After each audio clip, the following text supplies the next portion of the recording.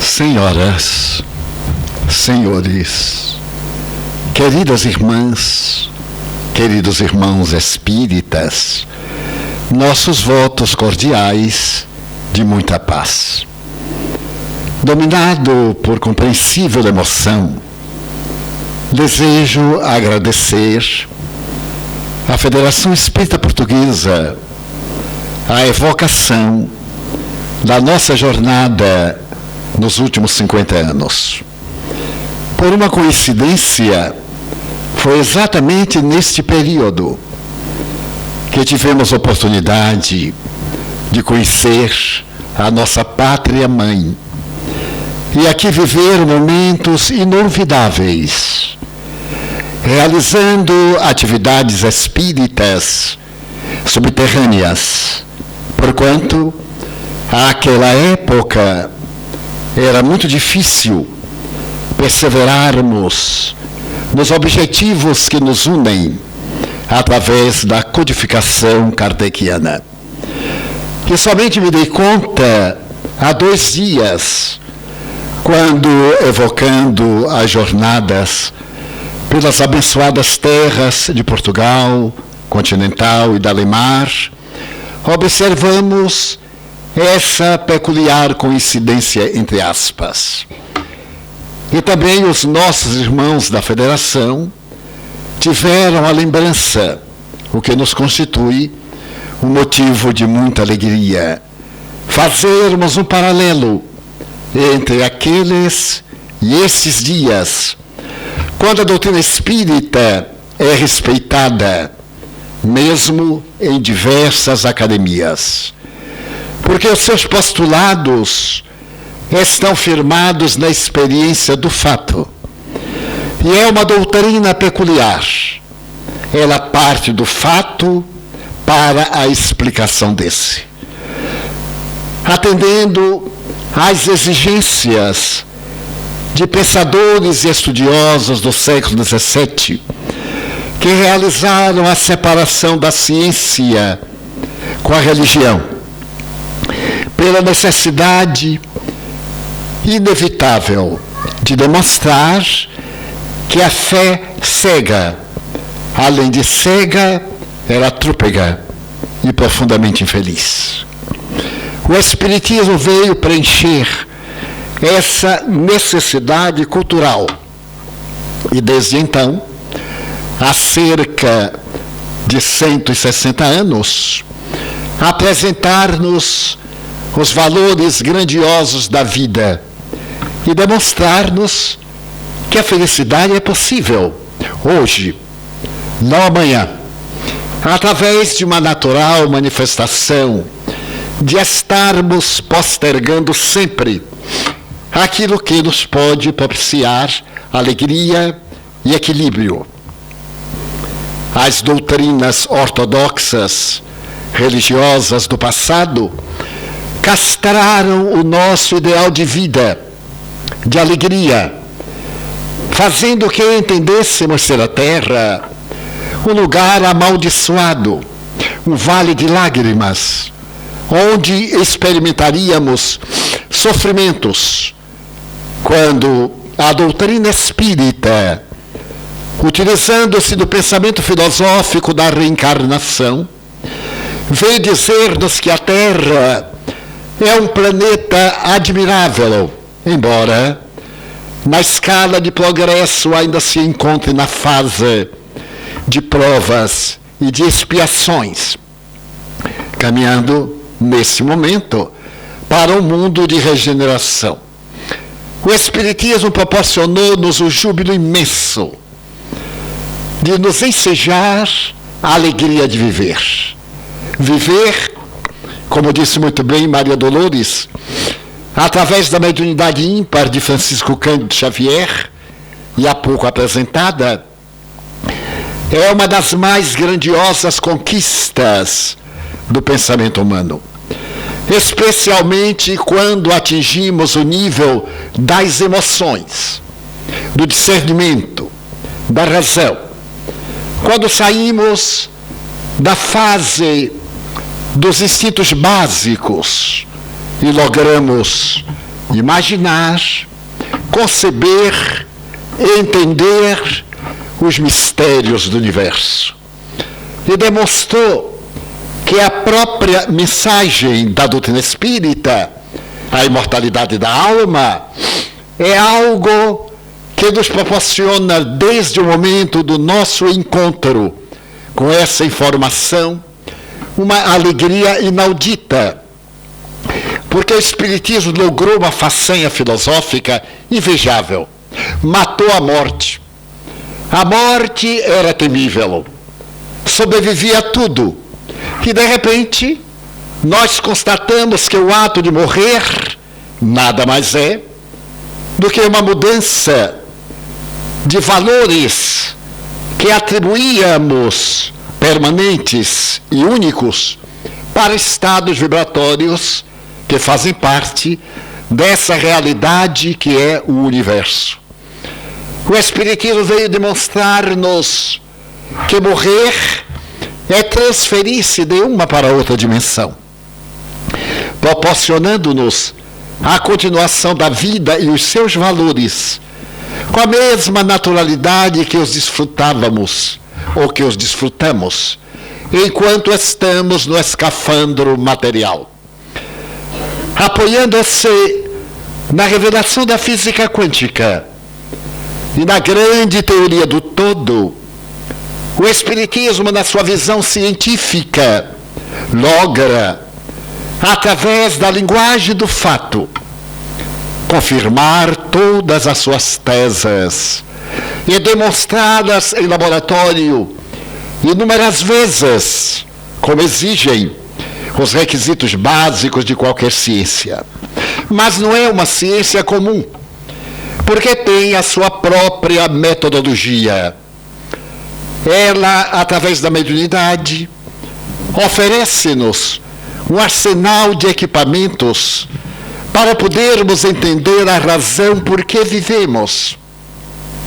A dor, a angústia, o vazio existencial, a alegria e a felicidade que parece tão arredia, como escreveu um belo poeta brasileiro. A felicidade é um pomo, que pomos onde não estamos, e sempre estamos onde não a pomos.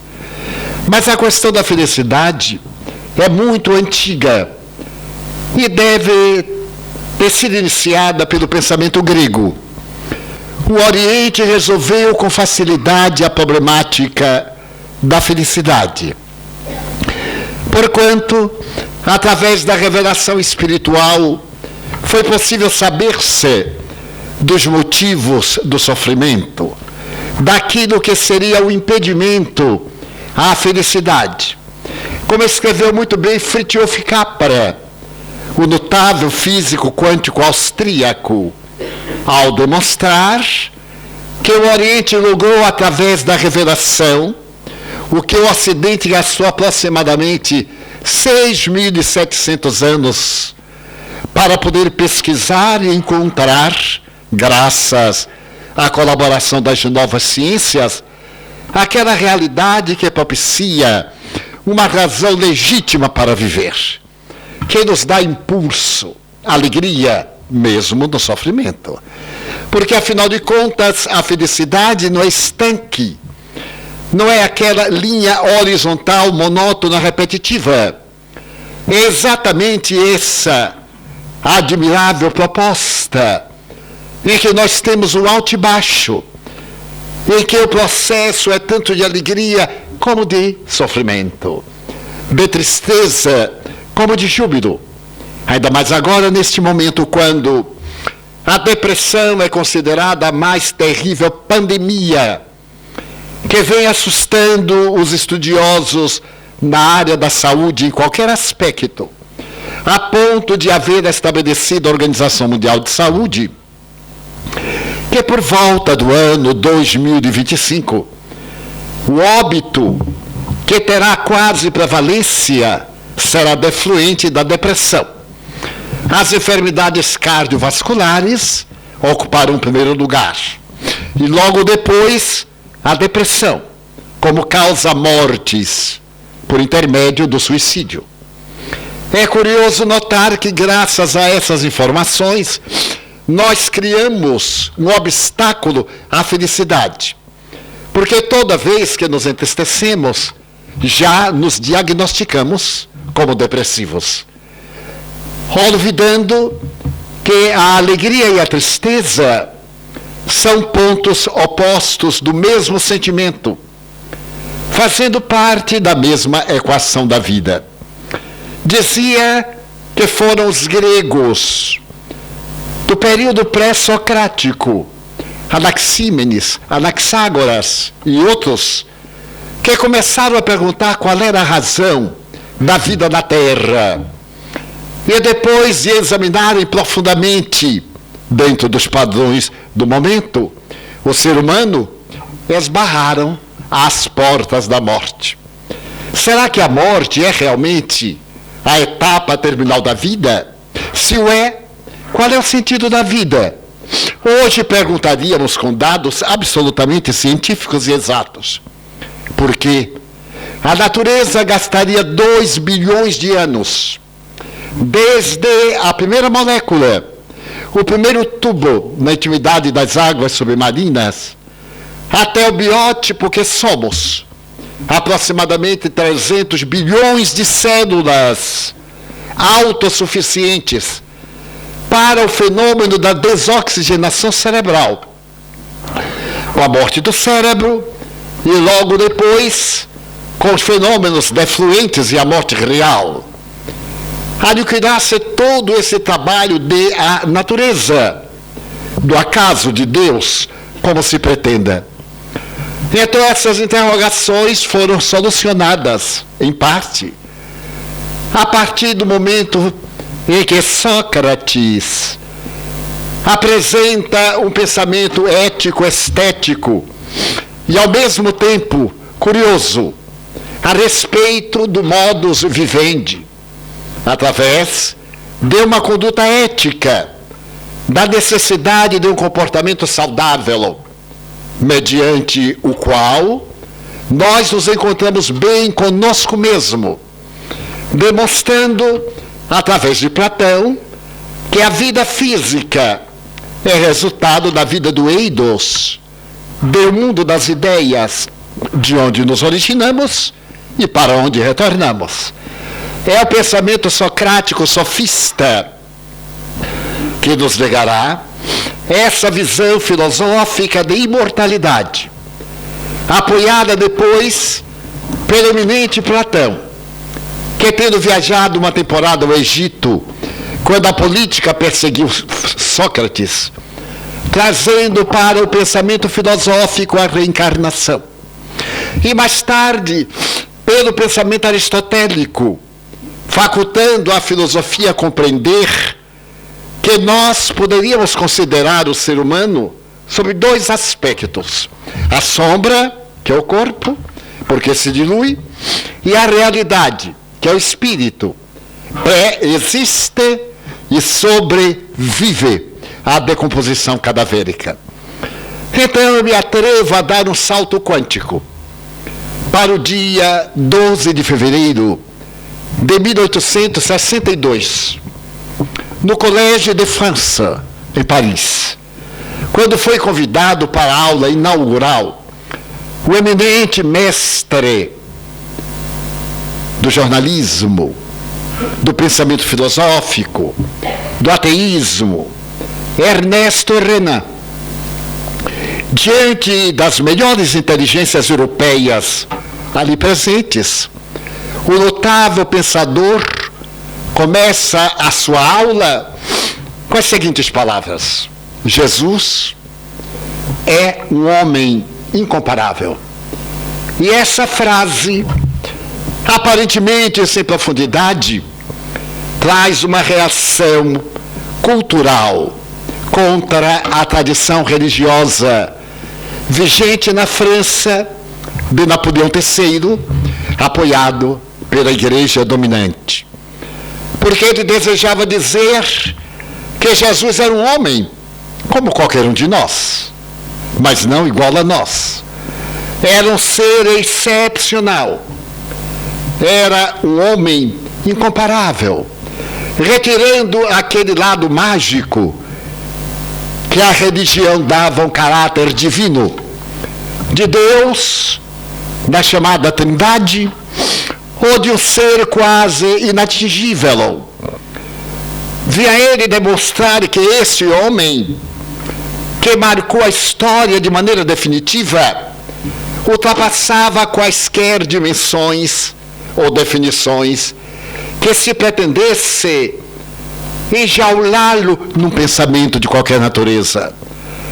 E como o resultado dessas palavras foi muito grave, porque o imperador, que não era lá tão católico, mas que se utilizava da religião para manter o trono, resultado de uma traição democrática de 1840, quando ele prometeu o Estado democrático e trouxeram de volta o período napoleônico, então ele foi demitido da cátedra de grego, que lecionava na Sorbonne, e foi perseguido tenazmente pela audácia de dizer que Jesus era um homem, embora excepcional, pagando talvez o preço de Victor Hugo, quando foi obrigado a partir para o exílio, por não concordar com a tirania do imperador. Mas como resultado, Ernesto Renan irá escrever a vida de Jesus.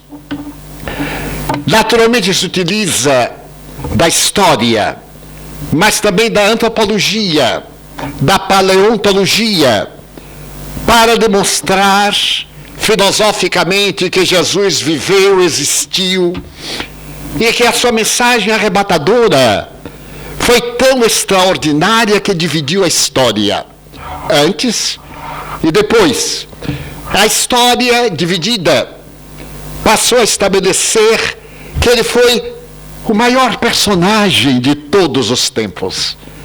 E a mim me fascina essa análise, porque no século passado, a grande psicanalista alemã, a doutora Hannah Wolff, depois de uma análise profunda da psique humana, estabeleceu que Jesus é o maior psicoterapeuta que a humanidade jamais conheceu, em razão dos fenômenos admiráveis que ele realizava também na área da saúde.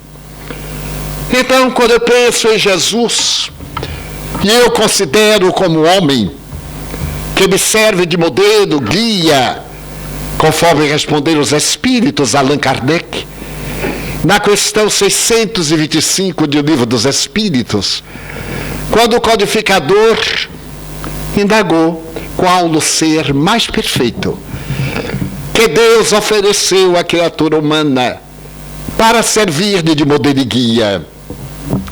E os espíritos responderam: Jesus. Não tem aí nada místico,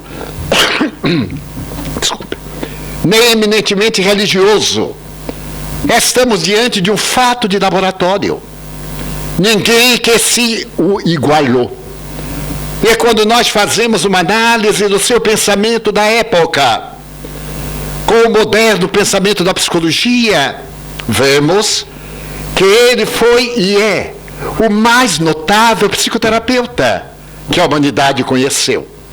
A maioria das suas teses, as parábolas que são de sabor imortal para todos os tempos, deixaram de pertencer aos quadros da teologia, da religião, para se tornarem psicoterapia preventiva e curadora, a ponto de haver-se dito que aquele que ama não adoece.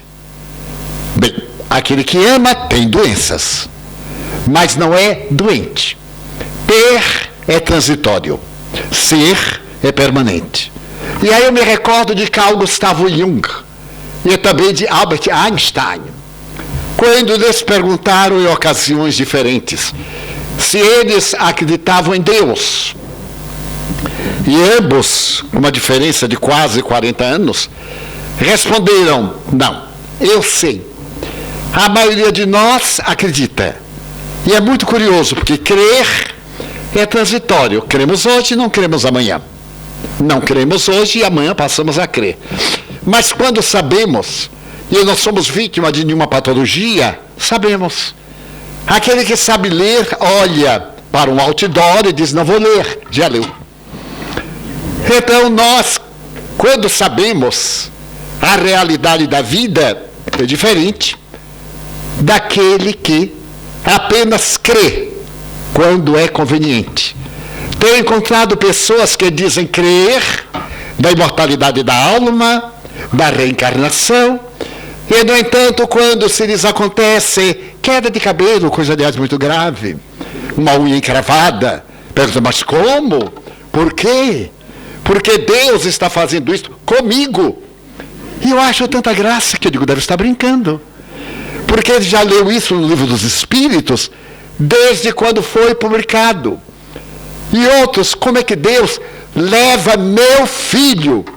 Tanto não era seu que ele levou. Portanto, a pergunta não cabe. Mas façamos de conta que vem um bloqueio, um desequilíbrio emocional. E vamos competir. Qual é o dono de quem? Como se ninguém pertencesse a outrem. E dissemos, mas meu Deus, logo meu filho. Porque ignoramos estatística. Morrem 7.000 pessoas por segundo na Terra. Então um dia há de ser da nossa família. Imagine se morrerem os outros. E os outros dirão, não morrem os dele. É um paradoxo. Então, quando nós sabemos algo diferente acontece dentro de nós, e até podemos dizer felicidade. Eu me recordo de um fato muito curioso, e permito ser biográfico, mas o objetivo não é esse. Eu estive muito doente recentemente, muito doente. Então, um grupo de médicos que me atendeu, a partir de um notável cardiologista, me disse, olha, Edivaldo, você vai morrer. Eu disse, o senhor também. Porque se ele ficasse imortal na carne, eu ia ficar bastante zangado com Deus. Ele disse, não, é que você vai morrer antes de mim. Eu digo, não tem nenhuma garantia. Eu posso ter um infarto, mas pode ser atropelado. E o pior é que a morte é a mesma. E conversamos tanto que ele disse, bem, você pode morrer. Eu digo, e aí o verbo está muito bem. Porque eu estava acabado. Mas tive também uma problemática do nervo ciático. E durante 28 dias eu padeci, experimentando tudo que o povo recomenda. Porque é notável como cada um tem uma experiência. Desde o ferro em brasa à água gelada. E Deus é tão peculiar que cada coisa que diziam, eu experimentava. Porque a pessoa sugeria e dava. E ficava olhando se eu ia usar ou não. Então eu usava. Quase morri da cura. Mas resisti. Eu estava fazendo uma viagem de 32 dias por 22 cidades de 12 países europeus, carregando mala, subindo mala, fazendo tudo que não devia, mas cumprindo com o compromisso. Os amigos diziam, interrompe. Eu digo, não interrompo. Mas você vai morrer? Eu digo, mas a gente morre em qualquer lugar.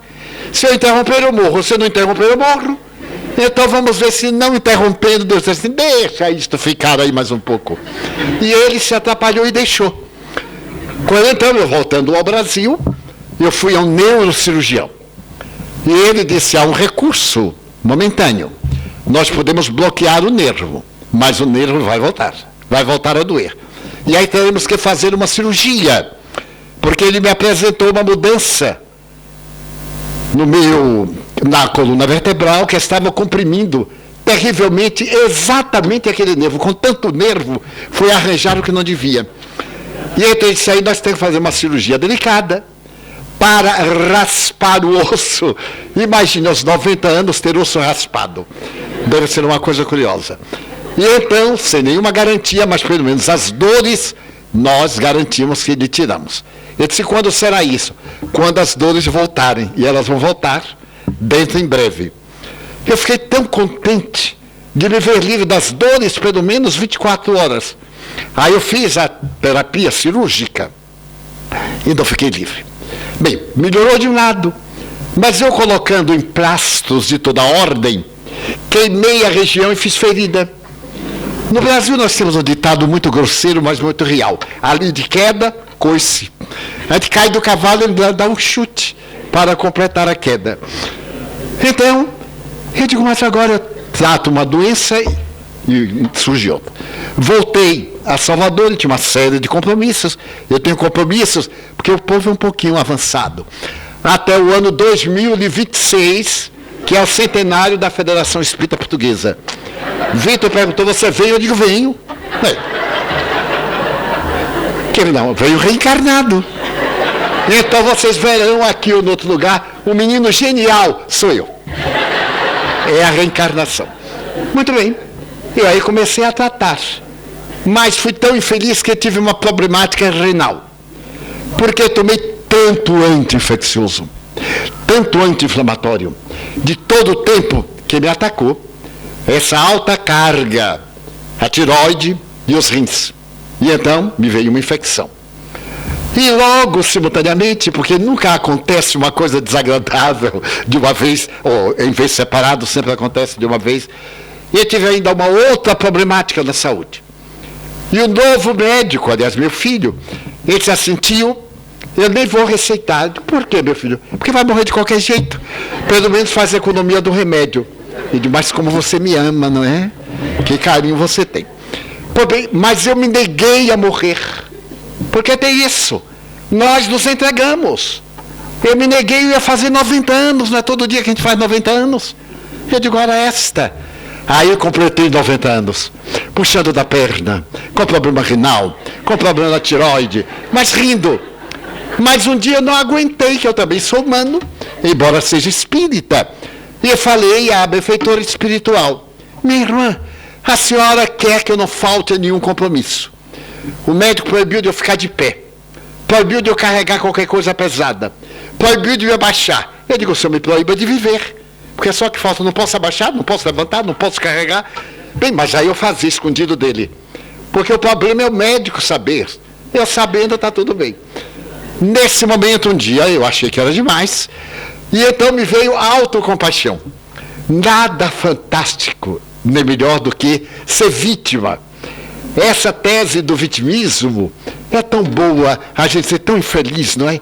Olhar para você, você não sabe quanto eu sou desgraçado. Aí o outro fala assim, é porque você não conhece a minha história. E aí vem aquela disputa para ver quem é o mais infeliz. Então eu tive a crise. E digo assim, mas tenha paciência, completar 90 anos, qual é a vantagem? E me apareceu a mentora espiritual Joana de Ângeles. E eu disse, mas minha irmã, eu estou fazendo tudo direitinho, como manda o Evangelho. Até me tornei um pouquinho melhor, porque vou morrer, deixar eu apagar os últimos débitos. Mas eu não aguento. Eu quero pedir socorro da misericórdia divina. Sabem os amigos o que ela me perguntou? Você ama a Francisco de Assis? Eu digo, para mim é o biótipo que melhor acompanhou Jesus. Ele é, indubitavelmente, esse ser que viveu Jesus com alegria, a ponto de ser chamado irmão alegria. E morreu cantando hino às criaturas. Quando ele disse ao irmão Leon, coloca no último verso desta maravilhosa canção, a irmã morte, bem-vinda, bem-aventurada sejas, irmã morte, que nos libertas do corpo. Então ele é chamado irmão alegria, não é Divaldo de Goiás, senhora. E por que você está reclamando? Ele tinha apenas a cegueira, por um tracoma, a hanseníase, um câncer, debilidade orgânica, e 44 anos. E trabalhava, servia a Jesus com abnegação. Tu tens 90, não tens cegueira, tens um nervinho fora do lugar, tens um rim que está reclamando que já viveu demais. Então, tu tens que ser o irmão alegria. Eu disse, mas minha irmã, a senhora é tão generosa, muito obrigado. Ela disse, Francisco, você se liciava. Tu és espírito, eu disse, sou, sim, senhora. Então tu irás pregar com silício, com todas as dores rindo, porque no sofrimento tu vais encontrar a felicidade. Eu é o caminho. Ele disse, sim, muito obrigado. E quanto tempo, mais ou menos? Porque tudo depende dessa dimensão. Ela disse, bem, até a hora do retorno. Eu digo, mas é uma esperança muito grande. É que vale dizer que daqui para pior, até quando não tiver mais jeito. Ela disse, mais ou menos. E que Deus te abençoe. Foi a segunda vez que esse Espírito me deu um conforto moral, que é raro. Eu havia tido um infarto do miocárdio, estava desenganado, o médico me havia proibido tudo, e ela me aparece no dia de mediúnica que eu participo, e me pergunta, não vais hoje à reunião mediúnica? E eu disse, minha irmã, eu estou 95% morto. Ela disse, qual é o problema? Tu não estás falando comigo que estou 100% morta? Levanta-te daí e vai para a sessão mediúnica. Deixa-te de preguiça. Olha, eu fiquei com tanto amor de ter um guia espiritual desse jaez, que eu levantei com ternura, os dentes rilhados, e fui à reunião mediúnica, porque se trata de uma prática espírita que os médiuns devemos atender com alta responsabilidade, sem o desculpismo. E curiosamente, 1h30 depois, quando eu voltei do transe, eu estava me sentindo bem, porque a angina pectoris, que é algo que eu não desejo para ninguém, nem para inimigo se eu tivesse, havia passado. Então alegre, eu disse, Nilson, passou-me a dor. E ela parece disse, agora vai repousar. Não jogue fora as energias abençoadas que o Senhor lhe concedeu. Então a felicidade não é apenas o sorriso. Quantas vezes sob o tapete do sorriso está o lixo da impiedade? A felicidade é esse conjunto de ações que começam na consciência tranquila. Poder olhar para trás sem ter vergonha do passado. Olhar para frente como quem vai conquistar o novo mundo para a esperança. E viver dentro dos padrões da alegria. Porque realmente, como dizia Francisco, a alegria é a mensagem de Deus. E essa alegria proporcionada pela beleza da vida é a manifestação que nos leva à felicidade. A esse ato de felicidade, de poder sorrir e de poder encontrar a paz. Ainda esta noite, quando eu viajava de Salvador para cá, porque eu fiz uma coisa das mais curiosas e inteligentes. Dizem que nós, baianos, aqueles que nascemos na cidade de Salvador, somos muito inteligentes no estado da Bahia. Eu estava em Roma há 48 horas, e para vir a Lisboa, eu fui a Salvador, e no outro dia, 30 horas depois, eu voltei a Lisboa. Olha que viagem curta, né? Eu gastei 42 horas que eu poderia ter facilitado em apenas 3 horas e 20 minutos.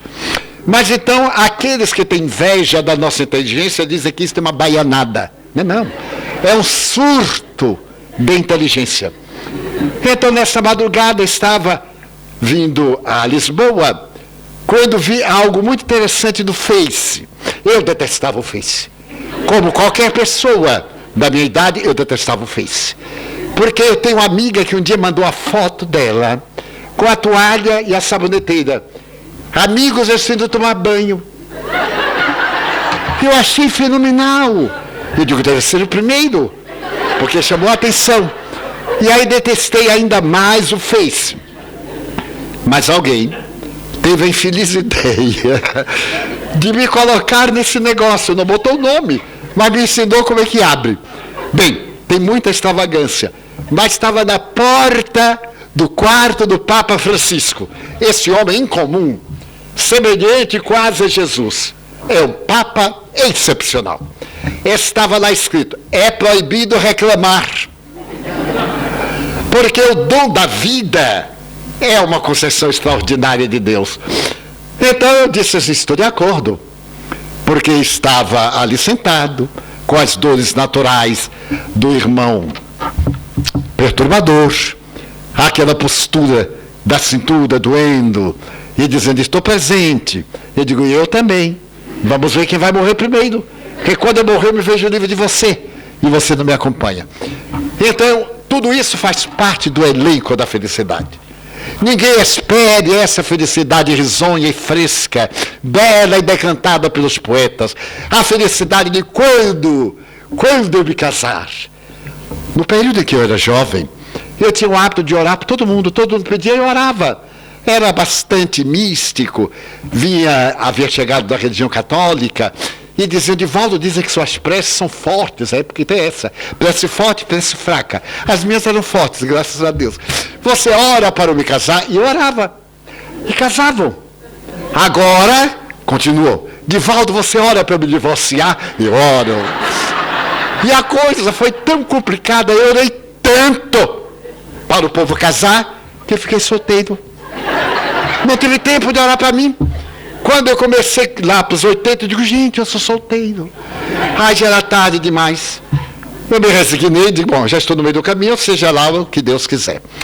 Mas então, a felicidade não é quando. Se nós colocamos, se por acaso acontecer tal coisa, eu serei feliz. Essa felicidade condicional não existe. É ilusória. Ela não atende ao tempo de Kairos, ao tempo emocional. Porque as coisas boas e alegres, dizemos, passam rapidamente. As coisas dolorosas nos pegam no tempo solar, não acabam nunca. E parece verdade. Então a felicidade é esse conjunto de subida e descida, de alegria e desencanto, que nos proporciona a arte de viver.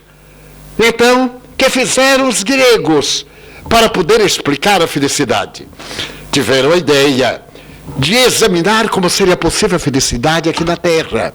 E Epicuro, o grande filósofo, apresentou uma tese. A verdadeira felicidade resulta do ter.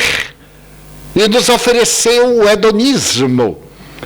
Essa visão de beleza etérea, prazerosa, dessa necessidade sensualista do indivíduo ter para gozar.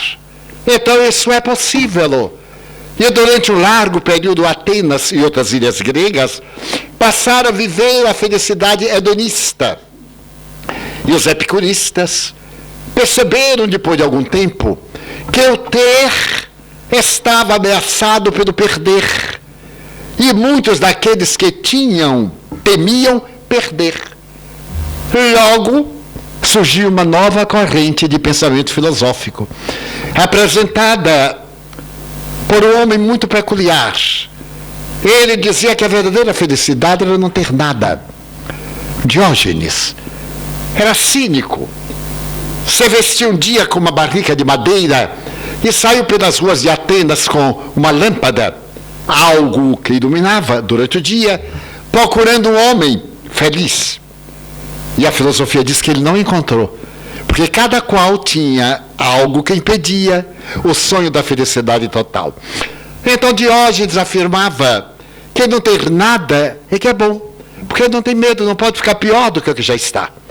Então pregava a doutrina negativa de ser conforme se encontra, mas era também estranha a sua personalidade. Certo dia encontraram-no na Ágora, na Praça do Mercado, falando a uma estátua. E a pessoa perguntou de Diógenes, estás falando da estátua? Sim.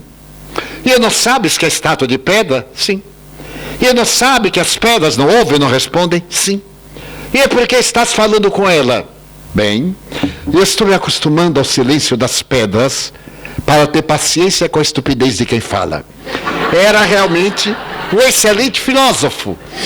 E foi viver em Corinto, a grande cidade, o grande porto grego. Exatamente no período em que Alexandre Magno conquistou a Grécia. E Alexandre Magno, como todo conquistador do passado, era admirador do filósofo Diógenes e desejou conhecê-lo. Mandou pedir ao governador que levasse Diógenes até a sua barca. O governador foi à casa de Diógenes, no bairro Miserável, e disse-lhe, o conquistador do mundo, deseja conhecer-te. E nos ameaçou que se não te levarmos a ele destruirá Corinto, não deixando pedra sobre pedra.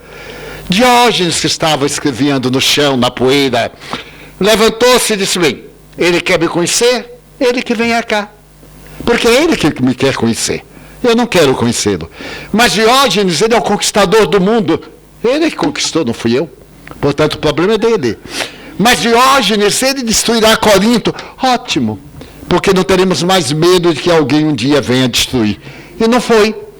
Quando Alexandre Magno soube e achou encantador o desafio, a coragem, o atrevimento, foram demasiados. Ele veio visitar Diógenes. E veio com a sua entourage. Chegou à porta, abriu os braços e disse: venho dar-te metade do mundo. Quero que venhas governar o mundo, porque eu sou o conquistador do mundo. E tu participarás do meu júbilo. Diógenes levantou-se, deu-lhe um empurrão e disse: Senhor, não me tomes aquilo que me não podes dar. E ele começou a pensar: o que é que eu estou tomando deste miserável? E deu-se conta que ao ficar à porta com seu corpanzilo, estava tomando sol. E o sol ele não podia dar. Perdoou Diógenes a Corinto e morreu 2 anos depois. E Diógenes viveu uma existência muito larga. Mas será que a felicidade é não ter? Quantos de nós somos infelizes exatamente por aquilo que não temos, sem valorizarmos tudo o que temos? Ai, no dia que eu tiver tal coisa, no dia que eu ganhar tal coisa, quando eu conseguir tal coisa, quando ganha, a gente tem aquela alegria da novidade momentânea. Quando eu comecei a viajar e era jovem, eu tinha febre do viajante. Comprava tudo que era novidade. Aquelas coisinhas horrorosas de plástico, vendidas na rua, eu achava aquilo um fenômeno. Comprava e quando chegava em casa eu perguntava: mas para que eu quero isto? E jogava nos armários. Graças a Deus, a Natal. E quando chegava o Natal, aí iam as bugigangas das viagens. Agora, quando eu estou viajando e me dão qualquer coisa, eu digo assim: não faça isso. Pelo amor de Deus, não faça isso. Porque agora há limite de peso de bagagem.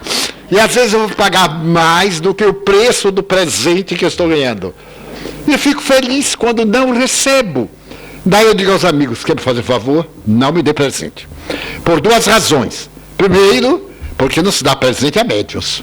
A não ser que seja uma questão de afetividade. Porque também nós temos amigos queridos. Porque normalmente é uma forma de envolver emocionalmente o médium, que deve viver para a causa do bem, da mediunidade, gratuitamente, sem receber de maneira indireta, porque eles não recebem direta, como Daniel Douglas Home, o maior médium, na minha opinião, do século XIX. Daniel era um médium escocês, notável, materializava a luz do dia, materializava para os reis, para o imperador Napoleão III, para o Papa. Era extraordinário. E ele dizia: eu sou honrado, eu não aceito dinheiro, só aceito presentes. Era bem inglês. Ele aceitava joias, casacos de pele, hotéis 7 estrelas, apenas isso. Agora, dinheiro não. Mas alguém tinha que pagar, ele não pegava em dinheiro. Então o dinheiro ficou meio maldito, na opinião de muitos. Então, recordando Daniel, eu digo: não me dei presente, me dei dinheiro. A verdadeira felicidade será esta, de nós estarmos preocupados com o que não temos. Foi nesse momento que surgiu um outro pensador notável, Decício, Zenão, e falou que nós éramos infelizes porque tínhamos medo. Medo da morte, medo da doença, medo da traição, medo da perda do trabalho, medo de um relacionamento. E então ele pegou a doutrina estoica. O estoicismo ainda floresce em nossas almas, mas de uma maneira melhor trabalhada. A abnegação, o sacrifício, a doação da vida, a dedicação ao ideal, são manifestações muito nobres do estoicismo. O sofrimento sobre o aspecto ético, de coragem. Mas ele chegava talvez a um extremo, que, reflexionando, os pensadores da felicidade mudaram um pouco. Porque por mais que eu me prepare para enfrentar a dor moral, é muito difícil libertar-se da saudade. A ausência de um ser querido. E eu me recordo de Stevenson, o grande pensador, escritor e poeta inglês. A felicidade, dizia ele, especialmente na área da saudade. A saudade é a presença do ausente e é a ausência do presente. Sempre quando o ausente ataca a nossa alma pela distância física, através da morte, através de um fenômeno trágico ou de outra natureza, a dor da saudade, às vezes, é inexpugnável. De determinadas situações, de uma traição, como nos prepararmos para suportar uma traição e etc. Às vezes resistimos a dores físicas. Eu tenho uma grande resistência à dor, mas a dor física. As dores morais me surpreendem ainda e às vezes me fazem sofrer. Mas logo veio o pensamento socrático. A verdadeira felicidade é ser. E é como Sócrates se encontrou no pórtico de Delfos, a velha frase dos sábios da antiguidade de Nota-se Alton, que significa conhece-te a ti mesmo.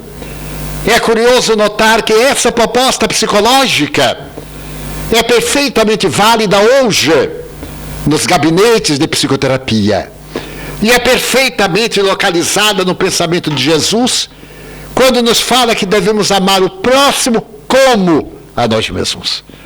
Então, essa proposta psicoterapêutica do Evangelho de Jesus está incerta na doutrina espírita. O auto-amor.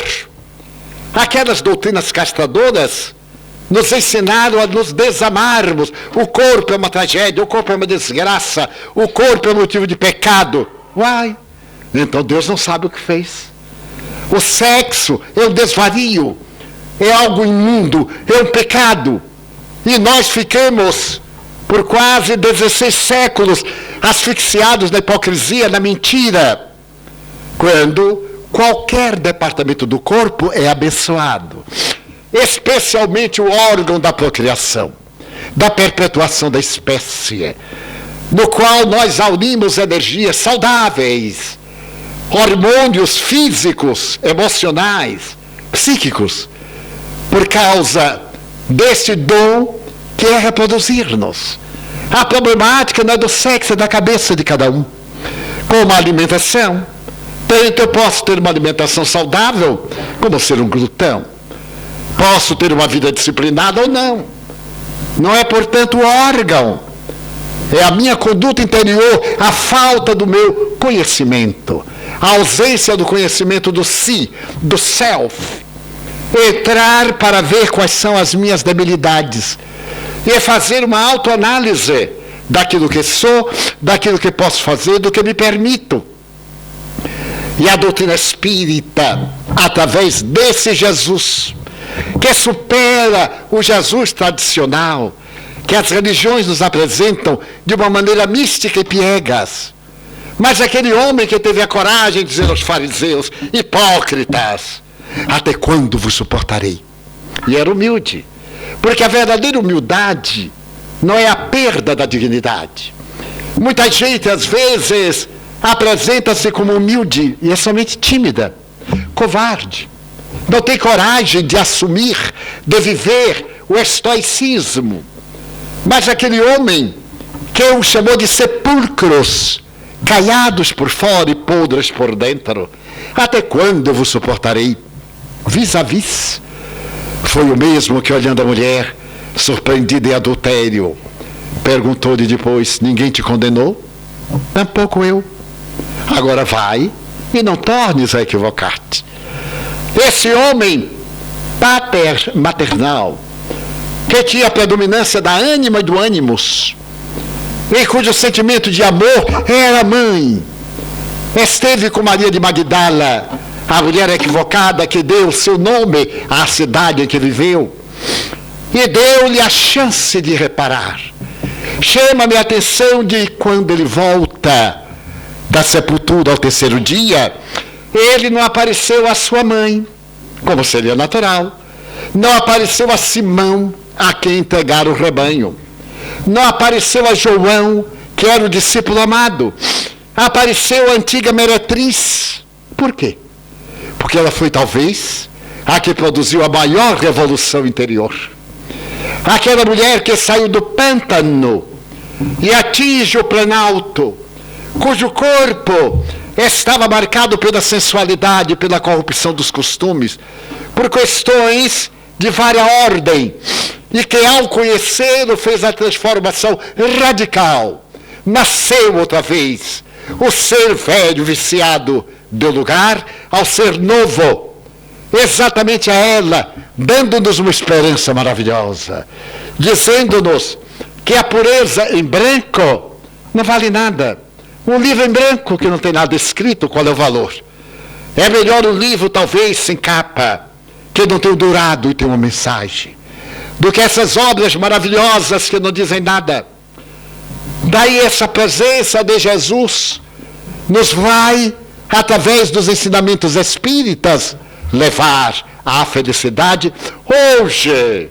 Não é a felicidade de amanhã. É proporcionar-nos a reflexão de que, afinal, eu sou tão feliz. Se por acaso eu me detenho no aparelho ocular, que milagre poder ver gratuitamente, respirar o oxigênio sem o qual a vida perece, a vida das plantas, dos seres animais, dentre os quais o ser humano. Se eu me recordar da grandeza da inteligência dessa massa encefálica, parda acinzentada, que tem uma divisão especial, e em cada hemisfério verdadeiros fenômenos inimagináveis. Esse computador que criou o computador, mas cujo computador não pôde criar o cérebro, embora já temos os cérebros artificiais, mas muito distantes dessa massa grandiosa, dessas circunvoluções, nas quais estão impressas momentaneamente pelo perispírito várias reencarnações. A nossa história, no inconsciente profundo, no individual, no coletivo, é que nós podemos acessar através da hipnose profunda, através da concentração, da meditação, do êxtase, ao alcance da nossa vida, para encontrar o sentido real da existência. Então a proposta deste momento é mergulharmos no pensamento espírita, nas obras publicadas por Allan Kardec, nas quais nós encontraremos a seiva do pensamento filosófico dos tempos passados, presentes e futuros. Leio-as há mais de 70 anos e cada vez parecem-me mais atuais, a ponto de eu perguntar: será que eu já li isto? Claro que li, com outros olhos, com outra reflexão, com outros pensamentos. Agora, com o amadurecimento, com as experiências, a visão é muito diferente.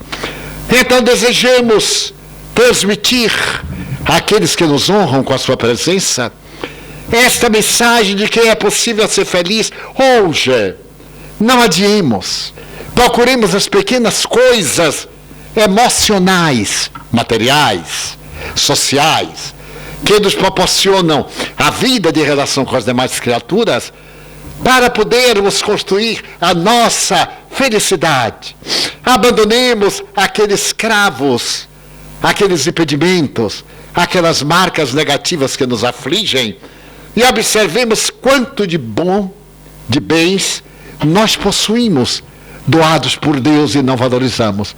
Sempre queremos algo um tanto inalcançável. Sempre estamos atormentados por aquelas coisas que vemos nos outros e nos deixamos picar pelo egotismo, este vício, muito bem estudado por Kardec no Livro dos Espíritos. Este egoísmo que nos leva a um estado patológico de infelicidade, de vitimação. Procuremos meditar na personalidade de Jesus, neste homem que deu a sua vida por amor de nós, por amor a nós, cuja paixão não foi aquela semana, a quinta, a sexta, não foi. Sua paixão é até hoje ele nos ama e nos espera e nos proporciona meios para encontrarmos a plenitude, para podermos encontrar o caminho da nossa autorrealização. Então o Espiritismo vai, de início, matando a morte, colocando-nos diante da vida e dizendo-nos que aqueles que nós amamos continuam amando-nos. Aqueles que odiamos, ou odiávamos, ou nos odiaram, também continuam. Não há uma mudança radical. Há uma ligeira mudança, como quem sai de um para o outro país. É necessário conhecer a moeda, conhecer os hábitos, conhecer o idioma, para bem adaptar-se.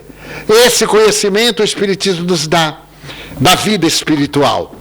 E nos enseja viver intensamente hoje, cada momento da nossa vida. Pessoas me dizem, bem, eu vou deixar para viver, para gozar quando me aposentar. Eu fui funcionário público. E ser funcionário público é uma bênção no Brasil, é uma honra. Porque quando não morre de fome, morre por outra coisa qualquer. Mas morre, com certeza. E eu fui funcionário público. E eu tinha uma colega que dizia assim, Divaldo, quando eu me aposentar, eu vou fazer isso quando eu me aposentar. E morreu antes de aposentar-se. Então é necessário vivermos antes da aposentadoria. Trabalharmos a vida para sermos felizes agora. Para desfrutarmos dos bens da terra neste momento. Para selecionarmos realmente o que é bom, o que propicia alegria, daquilo que nos dá uma ilusão, que nos leva ao desencanto. Num livro que é Psicografia do Espírito Victor Hugo, ele tem uma frase que eu destaco. Na nossa vida, diz ele, nós temos encontros, reencontros e desencontros. Temos encontros pela primeira vez, pessoas simpáticas ou não simpáticas. Temos reencontros, pessoas que nós dizemos, eu conheço. Porque eu tenho uma familiaridade muito grande. É o déjà vu do pensamento psicológico francês. Mas há muito desencontro. Eu vou me casar, eu vou me ligar à minha alma gêmea. E logo depois de 2 semanas, 3, não era tão gêmea assim. E depois de 2 meses, este miserável fantasma do passado reencarnou esse obsessor para me perseguir.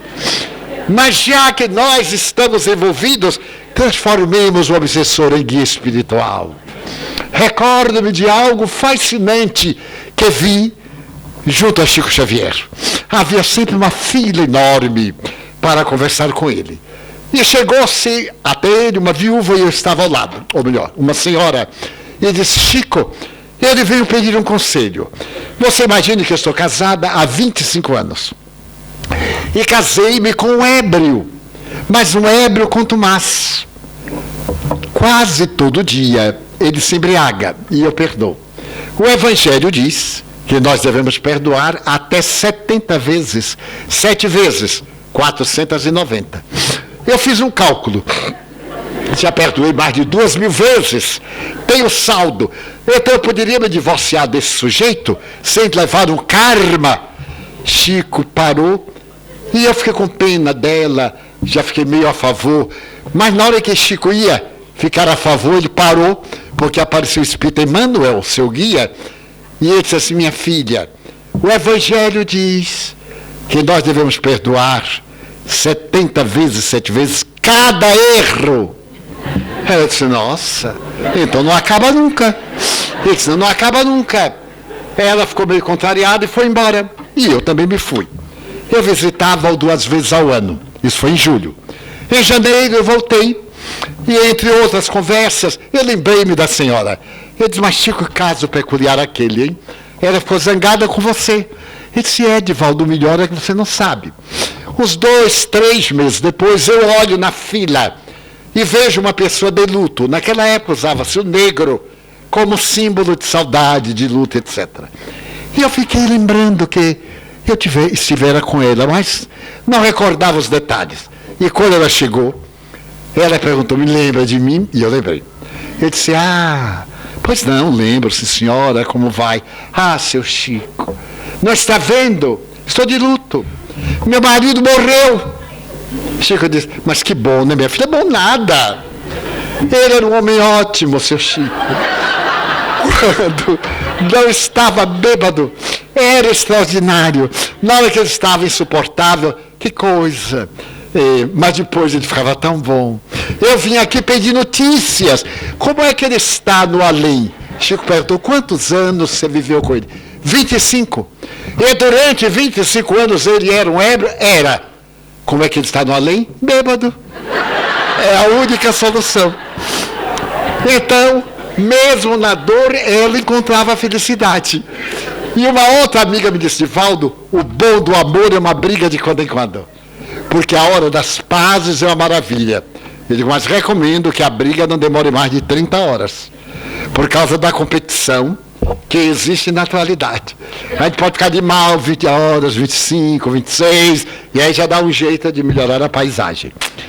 Então é possível que nós encontremos nesta doutrina que nos dá as bases para uma vida de equilíbrio, de paz, de realização, de segurança, que nos dá felicidade, através da figura incomparável de Jesus. Porque essa ciência, sendo uma filosofia, tem uma ética moral de consequências religiosas. Nos aproxima de Deus, nos fala da prece, nos ensina os valores éticos, a ética cristã, que é a mais notável dentre todas as éticas que Allan Kardec consultou. Essa ética do amor, pode haver nada melhor do que a ciência e a arte de amar. A felicidade é de quem ama, não é exatamente de quem é amado. Porque às vezes a pessoa que é amada está na fase da criança ferida, da criança junguiana, que não se desenvolveu. E aquele que ama tem maturidade psicológica. Fantástico podermos amar e não cobrar a retribuição. Então iniciemos a nossa nova jornada, continuando amanhã com o nosso seminário do mesmo tema, com esta proposta, demonstrando que é possível viver feliz hoje e agradecer a Deus todas as bênçãos com que Ele enriquece a nossa vida. Desse modo, em uma análise de felicidade, digamos, Senhor, eu gostaria de dizer-te que amo a vida, que para mim é bela e é consentida. Muito obrigado, Senhor, por tudo que me deste, por tudo que me dás. Obrigado pelo ar, pelo pão, pela paz. Obrigado pela beleza que os meus olhos veem no altar da natureza. Olhos que veem o céu, a terra e o mar, que acompanham a ave ligeira que voa fagueira pelo céu de anil e se detém na terra verde salpicada de flores em tonalidades mil. Muito obrigado, porque eu posso ver meu amor, mas diante da minha visão eu detecto os cegos que se debatem na escuridão, que tropeçam na multidão, que choram da solidão. Por eles eu oro e a ti eu imploro comiseração, porque eu sei que depois desta lida na outra vida, eles também enxergarão. Muito obrigado pelos ouvidos meus, que me foram dados por Deus, ouvidos que ouvem a música do povo que desce do morro na praça a cantar, a melodia dos imortais, que se ouve uma vez e não se esquece nunca mais. Pela oportunidade de escutar a voz do boiadeiro, a música do cancioneiro, pela minha faculdade de ouvir, pelos surdos eu te quero pedir, porque eu sei que depois desta prova na vida nova, eles voltarão a ouvir.